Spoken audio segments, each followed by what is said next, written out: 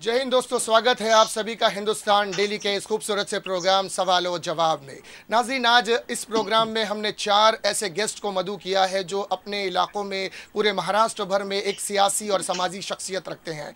इस वक्त मेरे साथ 4 पैनलिस्ट इस पैनल में मौजूद हैं और आज की हमारी डिबेट का मुद्दा है, नीतीश राणे ने कुछ दिन पहले एक टिप्पणी की थी। उन्होंने कहा था कि भारतीय जनता पार्टी महाराष्ट्र में रहने वाली तमाम पार्टियों की बाप है और महाराष्ट्र के मुख्यमंत्री देवेंद्र फडणवीस तमाम पार्टियों के जो कि वो बाप है। इस विषय में आज की हमारी डिबेट होनी है और आज 4 पैनलिस्ट मेरे साथ इस वक्त मौजूद है। चारों पैनलिस्ट का मैं बारी बारी स्वागत करता हूं। मैं आपको बता दूं कि मेरे सीधे हाथ की तरफ मुंबई से ताल्लुक रखने वाले, समाजवादी पार्टी से ताल्लुक रखने वाले सईद साहब मेरे साथ मौजूद है। सईद साहब, आपका बहुत बहुत स्वागत है।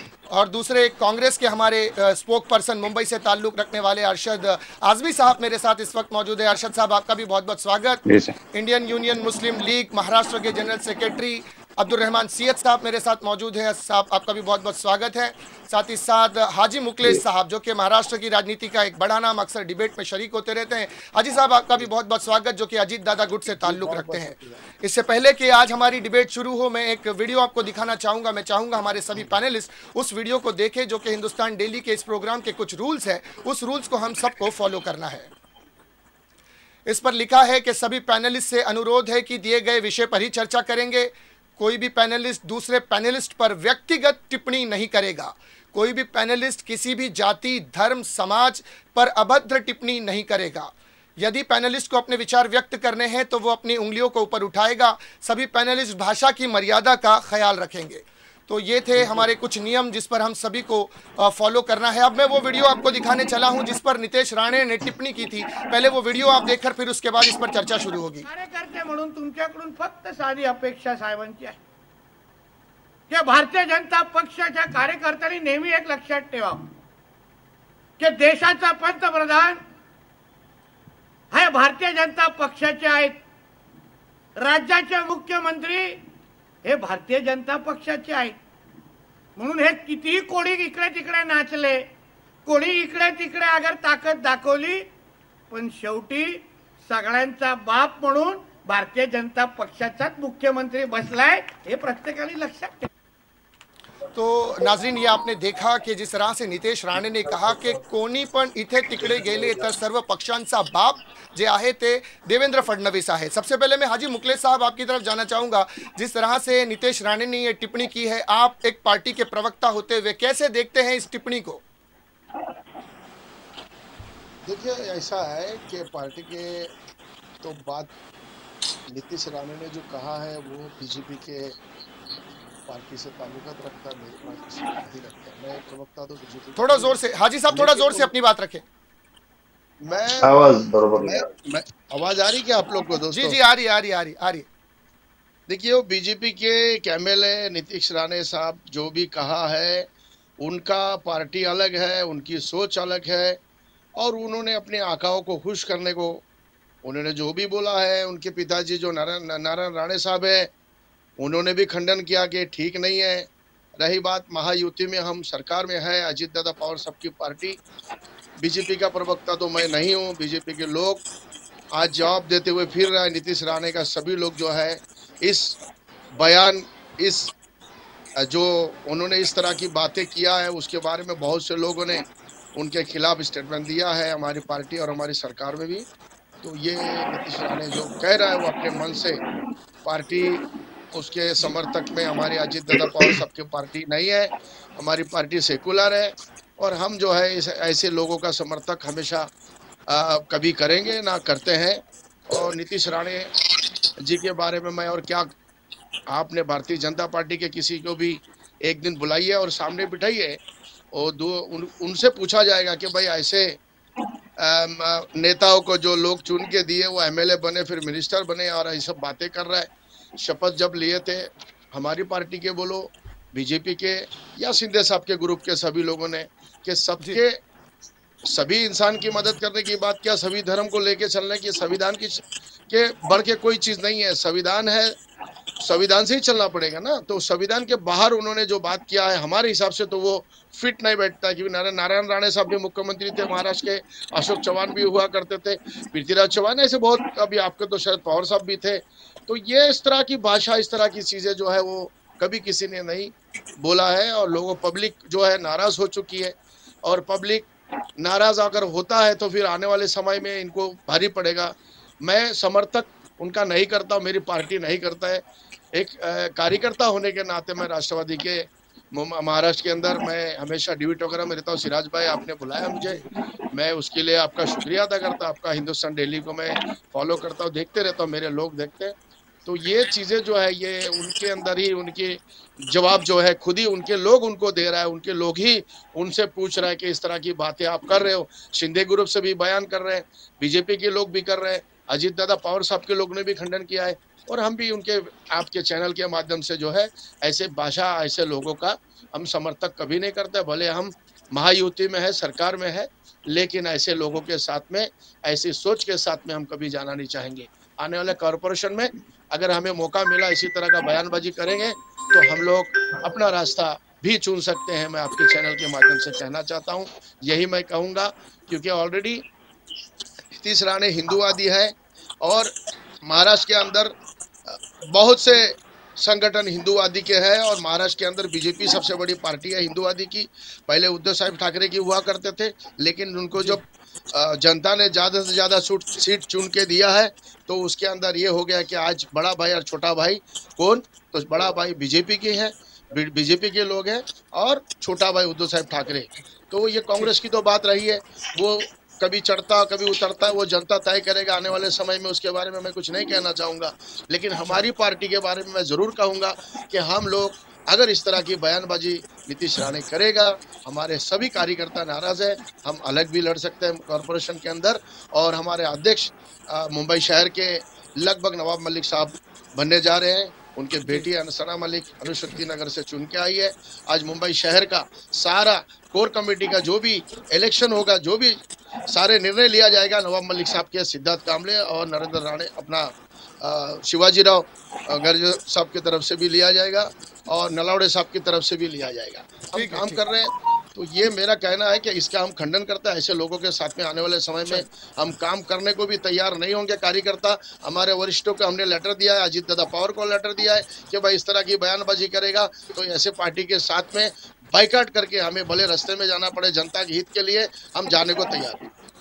ठीक है, बहुत शुक्रिया। ये जो बातें आपने कही है, इन्हीं तमाम बातों को सुनते हुए मैं अरशद आजमी साहब आपसे जानना चाहूँगा, जिस तरह से हाजी मुखलेस साहब ने खुलकर कहा है कि वो नीतीश राणे की बातों का समर्थन नहीं करते हैं, लेकिन आप कैसे देख रहे हैं कि जिस तरह से ये बयान आया है, इस बयान को आप अपने नज़रिए में कैसे देखते हैं? देखिए, नीतीश राणे जिस शख्स का नाम है वो ऊट पटांग बयान देने के लिए ही जाना जाता है, और मुझे तो ये लगता है कि इस तरह का बयान देने के लिए खुद उसका भारत पार्टी जो है वो नीतीश राणे को बैकिंग देती है कि इस तरह के आप बयान दे दो, जो वो अपने मुंह से खुद नहीं कह पाते, वो नीतीश राणे जैसे लोगों से कहलवाते हैं। इसके अलावा भी बहुत सारे उठपटांग बयान नीतीश राणे ने दिए हैं, लेकिन अभी हमारे साथी राष्ट्रवादी पार्टी के प्रवक्ता ने जिस तरह से खंडन किया, मुझे लगता नहीं उन्हें बहुत ज्यादा बुरा लगा है, बल्कि अवाम में देखा जाए तो इस बात को लेकर इंतहाई गुस्सा है। वो इसलिए कि इस तरह की भाषा, वो नासमझ लड़के जब आपस में लड़ जाते हैं तो इस तरह तेरा बाप मेरा बाप की भाषा का इस्तेमाल करते हैं। लेकिन राष्ट्रवादी का जिस तरह से रिएक्शन है और शिंदे सेना का जिस तरह से रिएक्शन है, तो मुझे लगता है कि उसका बहुत ज्यादा उन्होंने उतनी शिद्दत के साथ मुखालफत नहीं की। हो सकता है इसके पीछे उनकी राजनीतिक मजबूरी रही होगी, और है भी राजनीतिक मजबूरी, क्योंकि राष्ट्रवादी पार्टी ने देखिए राजनीतिक मजबूरी तो है, राष्ट्रवादी पार्टी की राजनीतिक मजबूरी तो है। जिस तरह अपनी विचारधारा को त्याग कर ताक पर रखकर, भाई साहब देखिए, आप नहीं आप अपनी बात रखिएगा। हाजी साहब देखिए, आप इससे ज्यादा कुछ नहीं कह सकते। मैं आपकी मजबूरी को समझ रहा हूं, आप इससे ज्यादा कुछ नहीं कर सकते, क्योंकि सत्ता में बने रहना ये भी तो मजबूरी है आपकी।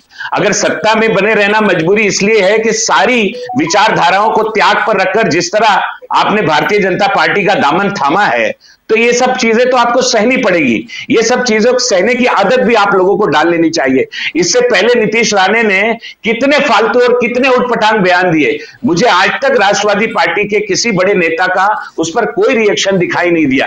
चलिए ये भी हो सकता है कि वो इग्नोर करते हो, अहमियत न देते हो, लेकिन वो मुख्यमंत्री को तो कह सकते हैं ये आदमी को लगाम में रखिए। अगर लगाम में नहीं रख सकते तो ऐसे लोगों को तुरंत जो है वो कम से कम मंत्रिमंडल से बाहर करने की मांग राष्ट्रवादी पार्टी को करनी चाहिए थी। तब यह समझ में आता कि आप बहुत शिद्दत के साथ इस बात की मुखालफत कर रहे हैं, वरना सत्ता में बने रहने की मजबूरी है आपकी। आप बने रहिए। जनता ये सारी चीजों को लोग समझते हैं कि सिर्फ सत्ता की खातिर ये समझौता हुआ है और उसमें इस तरह की गाली गलौज, इस तरह की उटपटांग बातें आपको सुननी पड़ेंगी।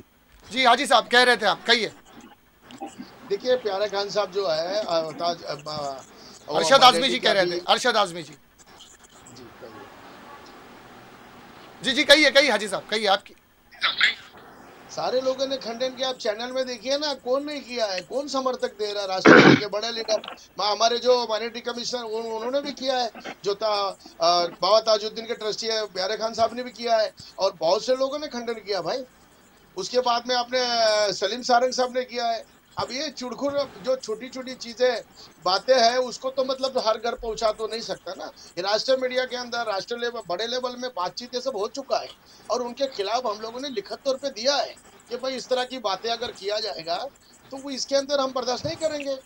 ये सारे मुद्दा जितना मेरे भाई के सीने पे है उतने हमारे भी सीने पे है, लेकिन हमने लिखित तौर पे दिया। अब वो रास्ते पे प्रदर्शन चिल्ला के कोई तो मतलब तो है नहीं, क्योंकि अभी ऐसा है अब महायुति में अगर है तो इसके अंदर सोच समझ के जो चीजें बैठता है उसी चीज पर किया जाए। कानून के आगे जाके कोई कुछ कर सकता है कि अगर मैं किसी को गाली दे दूं बैठ के चैनल पे, कोई किसी ने बोल दिया कि उसकी ये करेंगे, नहीं होता है। संविधान से चलना पड़ेगा भाई, क्योंकि आज आप भी करते तो हो जाते बदनाम, लोग कत्ल भी करते तो चर्चा नहीं होता। तो आप समझते हैं हर चीज को कि धीरे धीरे चलना पड़ेगा। आप हम आपस में सारे चीज एक साथ होकर धीरे धीरे सारे चीज का जो है उसका विरोध किया जाएगा। तो उनके बड़े लीडरों को हमने दिया है, हम समर्थक में है, लेकिन इसका मतलब ये नहीं कि नीतीश राणे के समर्थक में है। हम नीतीश राणे के समर्थक में नहीं है भैया। हम लोग अगर इस तरह के नीतीश राणे साहब बात करेंगे, उनके फोटो भी कहीं भी हमारे राष्ट्रवादी उनकी सभा बोलो, उनकी मीटिंग वगैरह, हम लोग कहीं भी उनको हमारे पार्टी के प्रोग्राम में उनको बुलाने वाला नहीं है। हमारे राष्ट्रवादी में मैं सिराज में 2 सेकंड लूंगा। राष्ट्रवादी से चुनाव लड़े हैं, आपने देखा है कहा हमने बीजेपी का झंडा लगवाया गोंडी में, कहाँ लगवाया अनुशक्ति में बीजेपी का झंडा लगवाया। तो ये हमारे लीडर बिल्कुल इसके बारे में चिंता कर रहे हैं। लोगों के अंदर जो है एक गुस्सा है। आपकी बात बिल्कुल सही है। हम लिखित तौर पे अजीत दादा पवार को दिया है, मेरे मोबाइल में भी उसका कॉपी है, मैं सिराज भाई को भेज देता हूं, क्योंकि सारे संगठन में एक संस्था का अध्यक्ष होने के नाते सारे संगठनों ने दिया है। तो लेकिन यार उनकी पार्टी का मसला है ना, उनकी पार्टी के लोगों ने, हिंदुत्व की पार्टी के लोगों ने बनाया है या उन्होंने मिनिस्टर बनाया है, तो मैं वहां तक पहुंचाने का काम कर सकता हूँ। उसके आगे क्या कर सकता बताइए। मेरे पार्टी का एमएलए तो नहीं है ना। जी सईद साहब आप कुछ कह रहे थे, सईद साहब फरमाइए। नहीं, मैं तो ये कहना चाह रहा था कि महाराष्ट्र की सियासत इस लेवल पर गिरेगी इसका अंदाजा नहीं था। महाराष्ट्र की अगर आप पुरानी रिवायत देखें और बहुत ही डिसिप्लिन्ड जो पूरी लीडरशिप रही है महाराष्ट्र पॉलिटिकल सिस्टम में, इसने कभी भी ऐसी बातें नहीं की है जी। लेकिन ये शख्स पिछले 2 टर्म से ऐसी बातें करता है और कोई इसको रोकने वाला नहीं है। भारतीय जनता पार्टी ने इसको सिर्फ इसी काम के लिए शायद मुख्तस करके रखा है कि वो अल्लम गल्लम बातें करे और पार्टी के उन कार्यकर्ताओं को जो इंतहाई कम्युनल है उनको सेटिस्फाई करे।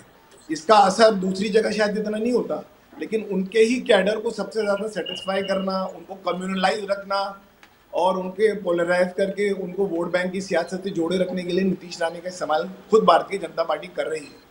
तो महाराष्ट्र की सियासत में इस तरह के अल्फाज का इस्तेमाल करना, और ये अभी की बात नहीं है, उसका पूरा आप ट्रैक रिकॉर्ड देखिए। बाप और बेटे जिस तरह से गंदा मुंह बना के गंदी बातें करते हैं, आप उनकी शक्लें देखिए जब ये गुफ्तगू करते हैं, तो बहुत ही अफसोसनाक है। और रही अभी हमारे राष्ट्रवादी के जो साथी अपनी दलीलें और सफाई दे रहे थे, ये तो बेमाने हैं। जिस हुकूमत में आप शामिल हैं, जिस हुकूमत की तमाम 19-20 में आप हर चीज में फैसलों में शामिल हैं, आपके कायद जनाब अजीत पवार साहब सीएम को जाकर साफ साफ क्यों नहीं कहते कि सीएम साहब इस शख्स की मुसलमानों के तई और दीगर जातियों के तई जो इसकी गुफ्तगू है वो नाकाबिले बर्दाश्त है।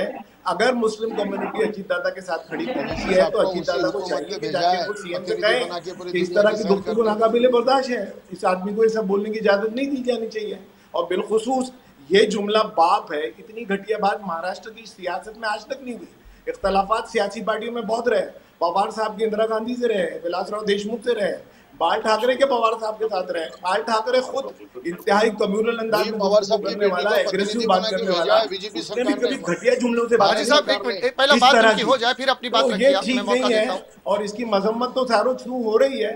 लेकिन मेरे ख्याल से हम लोगों को अजीत दादा से ज्यादा उम्मीद है कि वो जाकर सीएम से कहेंगे कि भैया इसके मुंह को लगाम लगाओ। बिल्कुल हाँ, मुस्लिम पक्ष की बात रखते हैं। अजीत दादाओं ने मुसलमानों को टिकट दिया है और बहुत सारे मुसलमान अजीत दादा से मोहब्बत भी करते हैं, तो एक उम्मीद थी कहीं ना कहीं महाराष्ट्र के मुसलमानों को कि अजीत दादा जो है वो माइनॉरिटीज का पक्ष बड़ी शिद्दत के साथ रखेंगे सत्ता में होने के साथ। अजीत दादा ने सिराज साहब पुणे में कल कहा ना, परसों उन्होंने मुसलमानों के बारे में क्लिप देखी है ना।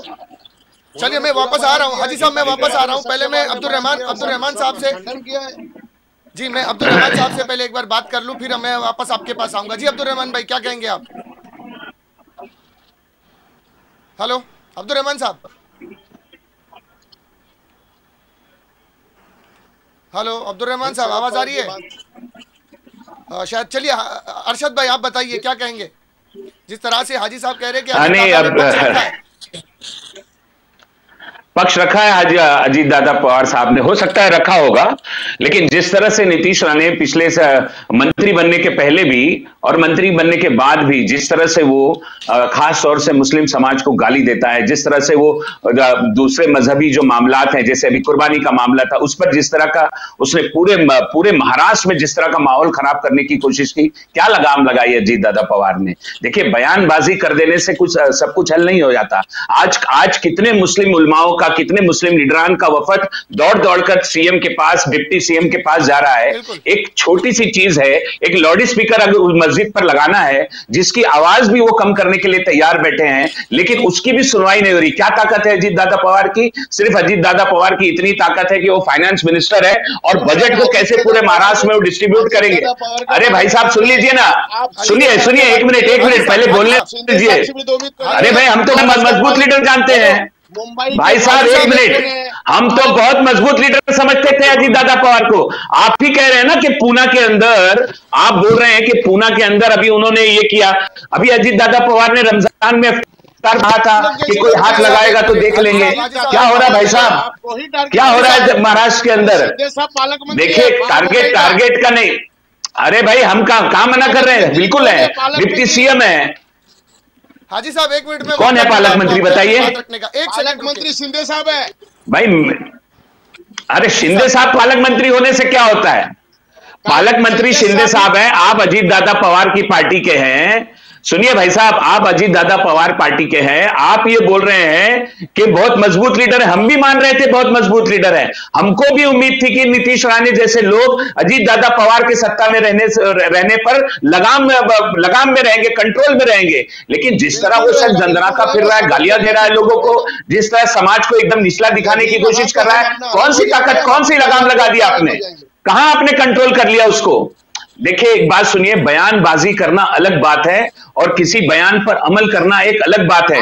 मुझे बताइए साल भर हो गया, अरे ये आपको मिल जाएगा काय का बयानबाजी? क्या हमको भाई साहब, देखिए मेरी बात सुनिए हाजी साहब, मेरी बात सुनिए मेरी। आप शिंदे साहब के बारे में बात, अरे अपना देख रहे हैं ना भाई साहब, आप नहीं, शिंदे साहब अपने आप को अकलियतों का लीडर बताने नहीं जा रहे। आप बार बार बोल रहे हैं कि अजीत दादा पवार साहब ने बहुत, वो तो नहीं जा रहे हैं ना लीडर बनाने के लिए। सुनिए ना, अजीत पवार के बारे में आप बोल रहे हैं भाई साहब, अजीत दादा पवार साहब अपने आप को एक सेकुलर लीडर कहते हैं। शिंदे ने कभी अपने आप को, अरे भाई साहब, सिराज भाई, इससे तो बात नहीं हो पाएगी। मेरा हाजी साहब एक, आप बोलिए बोलिए बोलिए बोलिए बोलिए, बात रखने का मौका दें। हाँ बोलिए, नहीं हाजी साहब को बोल लेने दीजिए, बोल लेने दीजिए, हाजी साहब को बोले। पालक मंत्री जो होता है, जिसको देखिए पालक मंत्री होता है ना हर स्टेट का, उस जगह का पालक मंत्री का जिम्मेदारी होता है हर चीज। कोर्ट का आदेश लेके पालक मंत्री की तरफ से इन्होंने पुलिस को आदेश दिया, हाईकोर्ट का आदेश पे स्पीकर निकाला। हम लोग ने प्रोटेस्ट किया है, चिता कैंप में किया है, सिराज भाई गवाह है, हमने वडाले में किया है, हमने शेख मस्जिद दरगाह पे किया है, हमने भिंडी बाजार में किया है। चिता कैंप में कहाँ किया आपने भाई? कोई हाई कोर्ट का ऑर्डर नहीं है, कोई हाई कोर्ट का ऑर्डर नहीं है। चीता कैंप में कहाँ किया आपने? चीता कैंप सीता सुनिए, मैं नाम देता हूँ आपको, इंक्वायरी करिए मौलाना का, मेरे पास पुलिस है पूरा। सीता के में क्या? अरे भाई साहब, कोई हाई कोर्ट का ऑर्डर नहीं है। मस्जिद के सुनिए, जब मौलाना को हाई कोर्ट का कोई ऑर्डर भी नहीं है। एक्सक्यूज मी, हाई कोर्ट का कोई ऑर्डर नहीं है। इलाहाबाद हाई कोर्ट ने यह बिल्कुल कहा है कि 2 मिनट का अजान कोई पोल्यूशन नहीं होता है, और सभी को बताएगा। अगर आप लोग पोल्यूशन मानते हैं तो आप प्रूफ करके बताइए। आज तक किसी ने प्रूफ करके बताया नहीं है। ये सिर्फ और सिर्फ जो है, जब भी मुसलमान का कुछ त्योहार बनता है, कुछ भी मुसलमान का कुछ त्योहार तो होता है नहीं, कुछ इबादत का वक्त होता है, हर वक्त जो है मुसलमानों के ऊपर टिप्पणी करना विषय तो मेरा नहीं है ना, स्पीकर वाला विषय। आप साथी है ना, आप जो है यही हुकूमत का साथी है, आप यही हुकूमत का साथी है। मेरी बात सुनिए, आप महायुति का हिस्सा है, देखिए आप महायुति का हिस्सा है। मेरी बात सुनिए, मेरी बात सुनिए। आपका अजीत पवार साहब ने रमजान में कहा कि मैं आपको मौका देता हूं। हाजी साहब, आप अपनी बात 2 मिनट में आपको फिर मौका दे रहा हूं, उनको बात रुकिए। आपका अजीत पवार साहब ने कहा कि कोई भी मुसलमानों की तरफ आंख भी उठा के देखेगा तो मैं छोड़ूंगा नहीं। रमजान के वक्त इफ्तार करने में कहा कि नहीं कहा? ये सब बयानबाजी है, सिर्फ दुनिया को जो है गफलत में लाने का। आप था ना उसमें?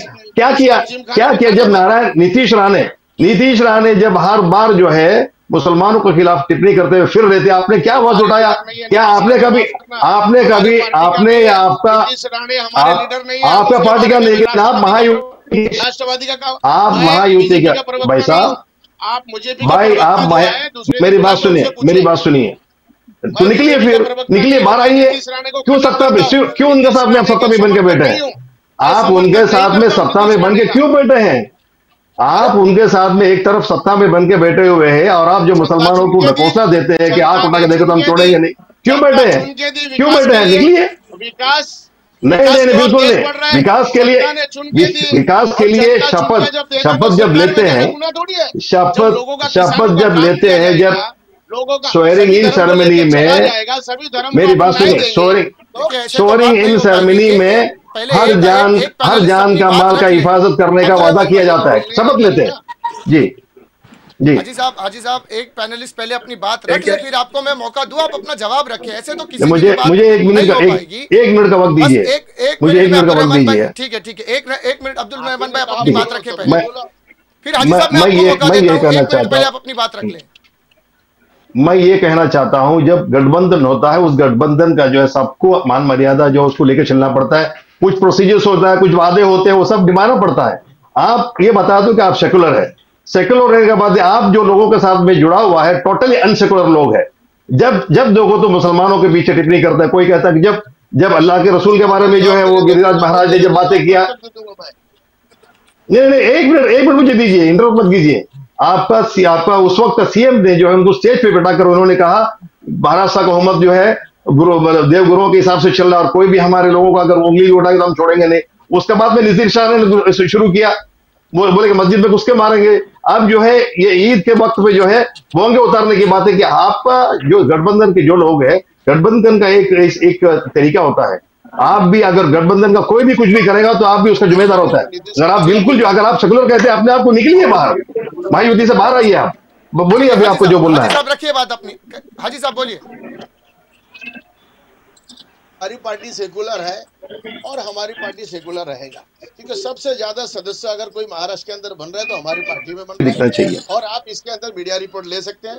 और दूसरी बात, जिसकी पार्टी हिंदुत्व की है वो तो हिंदुत्व की बातें करेगा। नीतीश राणे मेरा लीडर नहीं है, और नीतीश राणे का मैं समर्थक मैं नहीं कर रहा हूँ। नारायण राणे ने उनकी बातों का खंडन किया है। एक बाप ने खुद ही कहा कि ये गलत है, ये सब चुकीचा है, ये इनका बात, उस बातों को। दूसरी बात, हमारी पार्टी के अंदर सारे बात इसके बारे में हो चुका है। हम लोग अगर हमारी इसी तरह अगर हमारे लोगों के दिल में अगर इस तरह जो पहुंचाने का दर्द पहुंचाने का काम करेगा, दिल में अगर लोग इसी तरह दुख देने का काम करेगा, तो हम लोग कहीं ना कहीं कॉर्पोरेशन में हमारी तैयारी है। मैं आपकी चैनल के माध्यम से बोल रहा हूँ कि हम अलग लड़ सकता है। ठीक है, हम सरकार में गए और सरकार में हम सरकार से उतरिए आप, सरकार से निकलिए। अब्दुल रहमान भाई एक मिनट हाजी साहब बोलिए। हाजी जी बोलिए। जी जी जी ठीक है, सरकार से निकालने को अब्दुल रहमान भाई ने बोल दिया, तो मैं इस बात को रखूंगा कि अब्दुल रहमान साहब ने चैनल में बोला है कि हमारे कि हम लोग सरकार से निकाल जाना चाहिए। ठीक है, नहीं साहब, बहुत जो है, सुनिए ओबीसी साहब को, अब्दुल रहमान भाई उनकी बात हो जाए, मैं मौका देता हूँ उनको। पूरे इंडिया की गवर्नमेंट ने क्या देखिए राजू पर कहा भेजा है, दुनिया की सैर करने, भारत के पक्ष को रखने के लिए। सुप्रिया ताई अपना दुनिया का इनके महाराष्ट्र में विरोध करती है, दिल्ली में मोदी जी के साथ मोदी जी के प्रतिनिधि बन के पार्टी के तरफ से गया है, इंडियन गवर्नमेंट के तरफ से। ऐसे कितने उदाहरण है। खाली अजीत दादा पवार को क्यों आप कोस रहे हो? आप शिंदे साहब को नहीं देख रहे हो कि शिंदे साहब के बारे में क्योंकि शिंदे साहब के लोग भी तो बयानबाजी कर रहे हैं, हम उनके भी बारे में बात करेंगे कि भाई उनके लोगों के खिलाफ भी हम लोग बोल रहे हैं ना। जहां जहां उन लोग गलत बोलते हैं तो उसके खिलाफ हमारे राष्ट्रवादी के लोग बोलते हैं। और ये पालक आपका हो गया रहते हैं भाई, ये हमारे लोगों का काम है ऊपर तक को मैटर को पहुंचाना, हमारा काम है। जो आपने जो इस चैनल के माध्यम से आवाज उठाया, सारे चीज रिकॉर्ड में है, मैं इसके बारे में आगे लेके जाके चर्चा करूंगा। हमारे जो लीडर है महाराष्ट्र के अध्यक्ष सुनील तटकरे साहब, उनसे बात करूंगा और अजीत दादा पवार साहब से भी बात करूंगा। इसके बारे में हसीन मुशर्रफ साहब से भी बात किया जाएगा, हमारे लीडर है, और नवाब मलिक साहब तो है ही है, मैं उनसे जुड़ा हूँ। मैं पल पल का चीजों का खबर जो है उनके पास तमाम अभी तक 44 मस्जिद के लेटर नवाब मलिक साहब को हम लोगों ने दिया है कि भाई ये चीज नहीं चलेगा। मैं डंके की चोट पे बोल रहा हूँ, अगर नीतीश राणे बाज नहीं आएगा तो बीजेपी के साथ हम कॉर्पोरेशन में नहीं लड़ने वाला है, हम अलग लड़ने वाला है, चाहे जो भी हो जाए। लेकिन ये मेरे हाथ में तो सब फैसला नहीं है। बिल्कुल, चलो ये बाहर हो जाओ, आपने रख दिया। मंत्री का पद जो होता है बहुत बड़ा होता है, मंत्री बनने के लिए 40-50 लोग।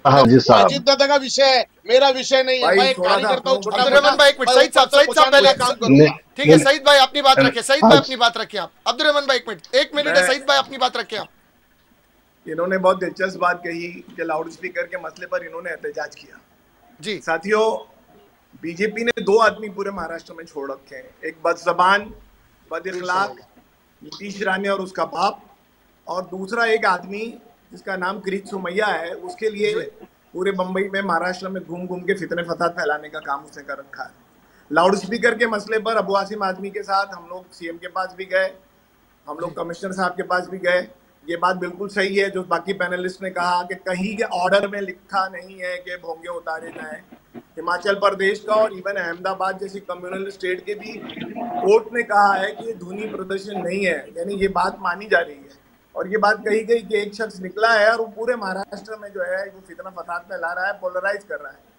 कहने की मंशा ये है कि जिन लोगों ने जो अलायंस पार्टनर है इन्होंने एहतजाज तो किया, क्या इनके अलायंस के लोगों ने जाकर सीएम से कहा कि ये शख्स जिसका नाम ये जो सारा फितना फसाद फैला रहा है लाउड स्पीकर उतारने के लिए, इसको फौरन रोका जाए, बंबई के पीसफुल माहौल को ये खराब कर रहा है, इसको फौरन रोका जाए। या ये जिन बड़े लीडरों के नाम हमारे एनसीपी के साथी ले रहे हैं, ये कोई सीएम के पास कमिश्नर के पास गए कि ये जाकर इसको रोको, ये बंबई के को खराब कर रहा है? जी तो पॉलिसी में जवाब देता हूँ आपको, बिल्कुल दूंगा। ठीक, जवाब दीजिएगा जवाब दीजिएगा। के पास कहना चाहिए जिस तरह अबू आसिम आजमी साहब गए, जिस तरह कांग्रेस की लीडरशिप गई कि नहीं इसको रोको, ये फितना फसाद फैला रहा है, बंबई पीसफुल है, इकोनॉमिकल कैपिटल है, यहाँ सब नहीं होना चाहिए। आपकी क़यादत सीएम के पास और कमिश्नर के पास कहाँ गई? ठीक है अब्दुल रहमान भाई, ठीक है अब्दुल रहमान साहब कहिए। जी देखिए, ये सिर्फ लाउड स्पीकर की बात नहीं है, बात जो है जब से ये हुकूमत आया है, पहला तो नीतीश राणे एमएलए थे जी, एमएलए जो है वापस जो है अभी ये सरकार आने के बाद में मिनिस्टर बना दिया उनको। उससे पहले ही उन्होंने जो है मुसलमानों को पराठा करना शुरू कर दिया है। आप लोग जब मुसलमानों के वोट लेते हैं और मुसलमानों के आप कहते हैं कि अपने आप सेकुलर है, मुसलमान भी इस देश का हिस्सा है, हर तरीके से जो मुसलमानों के ऊपर जो हर उंगली मुसलमानों की तरफ गलत तरीके से उठाया जाता है, आज तक हमने आपका कोई भी लीडर उसको उसके खिलाफ बोलते हुए नहीं सुना। आपने ना, जैसा उन्होंने कहा सही, बिल्कुल सही बात है, ना आपने सीएम के साथ में उठाया, अब जो है जब बाप की बात जब सबको ऊपर लगा, इसलिए सब कुछ छोटा सब करोगे। पहला जो मुसलमानों के ऊपर हर चीज तो होती है, लेकिन ये जो एक मजाक की तरह। आपके नेटवर्क का इशू हो रहा है। क्या हुआ? आपके नेटवर्क का इशू हो रहा है। क्लियर, एक ही जगह पर बैठ के बात कर रहा हूं। आवाज नहीं आ रहा है? जी जी बोलिए। अभी सही है? जी बोलिए। एक हर बात के ऊपर जो है मुसलमानों के ऊपर जो है उल्टे सुल्टे बोल करके जो है एक माहौल बना दिया गया। लेकिन आज तक जो है महाराष्ट्र के अंदर जो सो कॉल्ड सेकुलर पार्टी को सेकुलर कहते हैं, इनके पार्टी के साथ जो है कभी भी जो है उन्होंने कुछ एक मिली हुई हिसाब से नहीं उठा पाया। लेकिन वोट तो सभी कुछ है मुसलमानों की, लेकिन मुसलमानों के लिए बोलने के लिए, दिल खोलकर बोलने के लिए कोई जो है आगे आज तक बढ़ नहीं रहा है। यह बहुत ही बड़ा संगीन मामला है, संगीन मामला। इस तरीके से नहीं होना चाहिए। आपको वोट चाहिए मुसलमानों की, लेकिन मुसलमानों की जब बात आती है, अब जो है देखिए भोंगे के ऊपर भी बात हुआ तो सब लोग खुलकर समझ नहीं आया। आज जो है जब बाप की बात गया, पार्टी की बाप बीजेपी है और लीडर्स के बाप जो है फडणवीस से बोलने के बाद सब कुछ छोटा है, सबको बोलने के लिए आया। जब मुसलमानों को जब अकेला जो है उनके ऊपर हमला होता है तो कोई बोलने के लिए नहीं आता है। ये बहुत ही संगीन मामला है और इस चीज को खत्म करना चाहिए। यहां तक कि पहलगाम का अटैक के बाद मुसलमानों के ऊपर हमला बहुत ज्यादा हो गया, मुसलमानों के अंदर, हिंदुस्तान के अंदर हमले में इजाफा हो गया। महाराष्ट्र के अंदर भी जो बुलडोजर का काम शुरू हो गया। ये सब क्या बात है? देखिए आप अहमदनगर में बुलडोजर लगा दिया, मतलब दरगाह को जो है बदल करके मंदिर बना दिया। ये सब चीजें जो है आप लोगों के संगत में हो रहा है। आप इस सरकार का हिस्सा है। जितना बीजेपी के दूसरे सरकार के जो मिनिस्टर्स और लोग जिम्मेदार है, उतना ही आप लोग भी जिम्मेदार है। आपको जवाब देना पड़ेगा इस चीज का। ठीक है, बहुत शुक्रिया। अरशद भाई कहिए अपनी बात, 2 मिनट में आप अपनी बात रखें। देखिए कैसा है कि राष्ट्रवादी के प्रवक्ता चाहे कितनी भी सफाई दे, ये बात तो पूरा महाराष्ट्र जानता है कि पार्टी आरएसएस के तमाम एजेंडों को महाराष्ट्र में लागू करती जा रही है। और राष्ट्रवादी पार्टी हो या शिंदे साहब की पार्टी हो, ये दोनों ही पार्टियां सिर्फ सत्ता की लालच में, सत्ता की मलाई खाने के लिए, अपने आप को बचाने के लिए ये उनके हर एजेंडे पर खामोशी इख्तियार किए हुए हैं। अब नीतीश राणे जैसा एक छोटा सा एमएलए इतनी बड़ी सरकार के आगे इतना बड़ा हो जाता है कि कोई बोलने को तैयार नहीं है। तो ये बात अब लोगों को समझ में आती है, चाहे कितनी भी आप सफाई दीजिए, ये बातें लोगों को समझ रही है कि सिर्फ सत्ता का खेल है। सत्ता की खातिर चाहे अजीत दादा पवार हो या शिंदे हो, ये फडणवीस की हां में हां मिलाएंगे।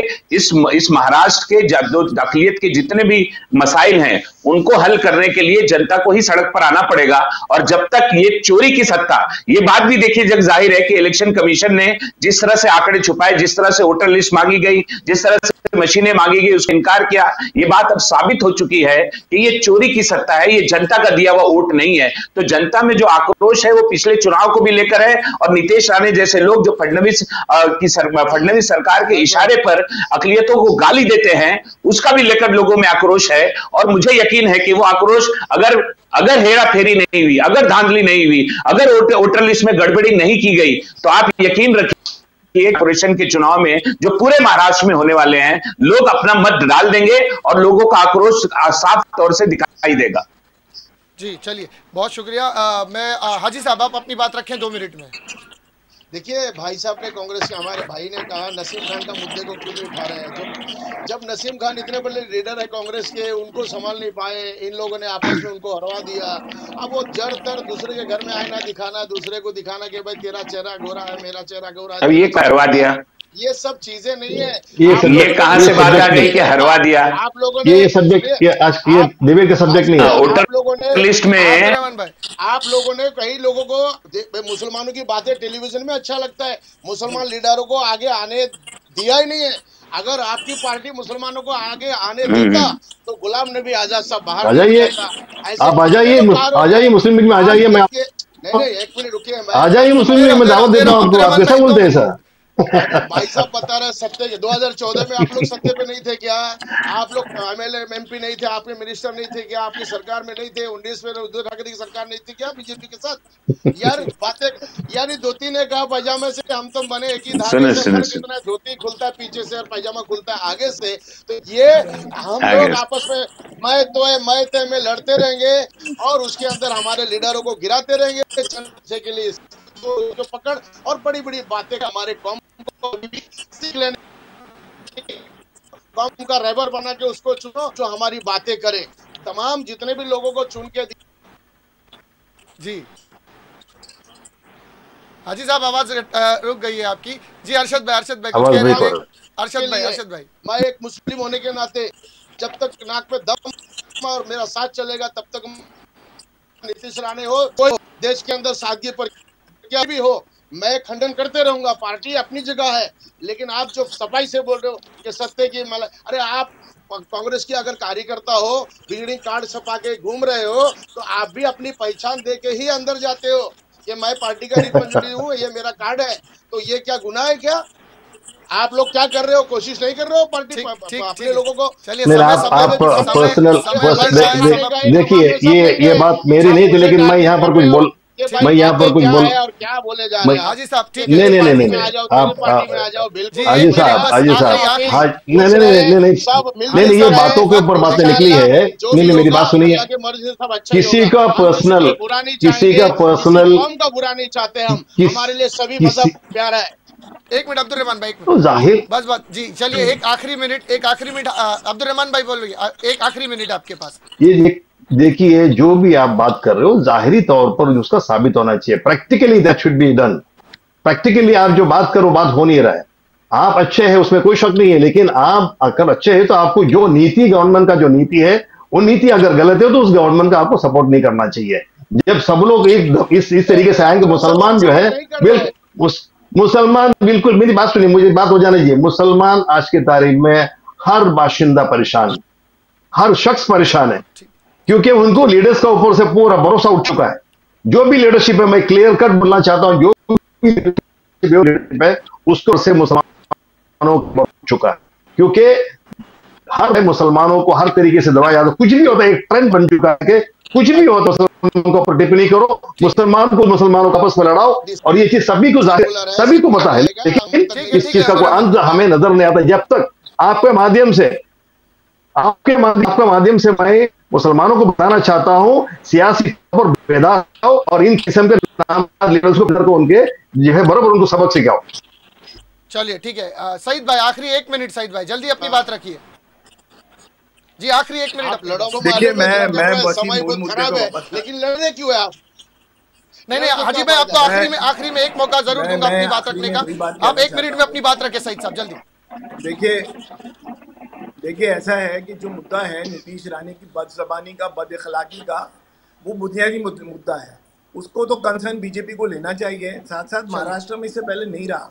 फ्रैंकली स्पीकिंग महाराष्ट्र में बहुत ही मयारी सियासत रही है, जब तक ने बीजेपी ने तोड़ की सियासत महाराष्ट्र में शुरू नहीं की। जब महाराष्ट्र में बीजेपी ने सारे तोड़ की सियासत की, तो ये पूरी की पूरी जो पायदान है वो नीचे उतर आई और बदज़बानी शुरू हुई। तो दो अशखास को बीजेपी को रोकना पड़ेगा, एक किरीट सोमैया को और दूसरा नीतीश राणे को। ये लोग महाराष्ट्र की बिलखुसूस मुसलमानों के सब्र और तहम्मुल का इम्तिहान ले रहे हैं। मुसलमान इंतहाई बुर्दबारी और संजीदगी के साथ कानून के दायरे में दस्तूर का रिएक्शन दे रहा है। ये भी किसी भी चीज की एक हद होती है। ये जो सारे लोग हैं, इन दोनों को कंट्रोल करने का काम बीजेपी को करना चाहिए। महाराष्ट्र में इतनी ओछी सियासत, इतनी गंदी जबान की सियासत कभी भी नहीं हुई है। आइंदा उम्मीद करते हैं कि ऐसी नहीं होगी। ठीक है, बहुत शुक्रिया। हाजी साहब आखिरी 1 मिनट आपके पास। देखिए अभी सभी ने अच्छे से कहा है कि भाई ये चीजें होना नहीं। सर 1 मिनट मैं आपको दूंगा, अरशद भाई आपको दूंगा 1 मिनट लास्ट। जी हाजी साहब 1 मिनट आपके पास। हमारे जो टेलीविजन खोलता है, बदजबानी बयानबाजी करने से हमारे बच्चों में भी इसका असर होता है। हमारे बच्चे कॉलेज पढ़ रहे हैं, कोई स्कूल जा रहे हैं, कोई सुबह उठ के टेलीविजन चालू करे, तो लोगों के अंदर मैं यही आपके चैनल में ये मैं कहूँगा कि ऊपर वाला जो है मालिक सबको सद्बुद्धि दे और इस तरह की बयानबाजी ना करे। और मैं समर्थक बयानबाजी नहीं करता हूँ, मेरी पार्टी भी नहीं करती है। मैंने आपके यहाँ पर कम से कम कई बार कहा है। अब भैया कलेजा काट के भी दूंगा, क्योंकि दूसरी पार्टी में तो हूँ। अभी भाई हमारे कहेंगे रहमान भाई यही मुस्लिम लीग आपको दावत दे रही है। हाजी साहब मुस्लिम लीग आपको दावत दे रही है। नहीं मुस्लिम लीग अभी क्या, मतलब बात सुनिए, हर कोई अपने देखो आज हर कोई अपने हाल में अपने जगह जीने की राह ढूंढ रहा है। आप याद रखिए कि एक सेकंड हाजी साहब, आप याद रखिए कि अगर पूरे हिंदुस्तान के अंदर कोई भी रियासत ऐसा है जहां पर बुलडोजर नहीं चल रहा है, लिंचिंग नहीं हो रहा है, कपड़े के ऊपर बातें नहीं है, खाने के ऊपर बातें नहीं, वो सिर्फ केरला है। और इसलिए एक मुस्लिम लीग जो हमेशा वहां पर हुकूमत में आती है, याद रखिए। हाजी साहब जल्दी 15 सेकंड में बात रखें। हाजी साहब जी, अरशद में आ रहा हूं। मेरे बच्चों के साथ खुश हूं और अल्लाह का करम और रहम है। ठीक है, अरशद भाई बात रखिए, आखिरी 1 मिनट। देखिए मैं जो है हमारे अजीत दादा राष्ट्रवादी के हमारे जो साथी हैं उनसे मैं विनती है मेरी, अजीत दादा पवार एक बहुत ताकतवर लीडर हैं। कम से मुसलमानों को गाली देने पर नीतीश राणे को उन्होंने कुछ नहीं उन्होंने कहा है, लोगों को जिम्मेदार है। आवाज का ब्रेक हो रही है यहाँ पर, शायद नेटवर्क का किसी का इश्यू है। हेलो हम नीतीश राणे की फोटो लगा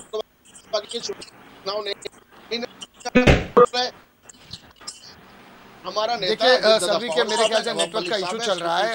हाजी साहब आपकी भी आवाज रुक कर आ रही है और अरशद भाई आपका वीडियो भी पॉज हो गया है।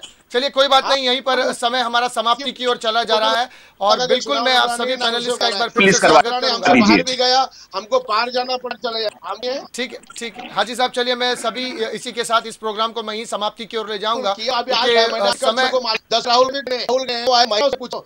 आवाज आपको आ रही नहीं, आपकी वॉइस ब्रेक हो रही है। चलिए कोई बात नहीं, हमारा समय जो है वो समाप्ति की ओर हो गया है। प्रोग्राम का हमने जो समय रखा था वो समाप्ति की ओर गया। मैं सभी पैनलिस्ट का एक बार फिर से स्वागत करता हूं कि जो हमारे तमाम पैनलिस्ट यहां पर आए और मैं तमाम पैनलिस्ट का फिर से एक बार शुक्रिया अदा करता हूं। जिंदगी रही किसी अगले विषय पर, किसी एक नए विषय पर आप तमाम ही लोगों के साथ फिर चर्चा होगी। इसी के साथ सुरक्षित रहें, सतर्क रहें। जय हिंद, जय भारत।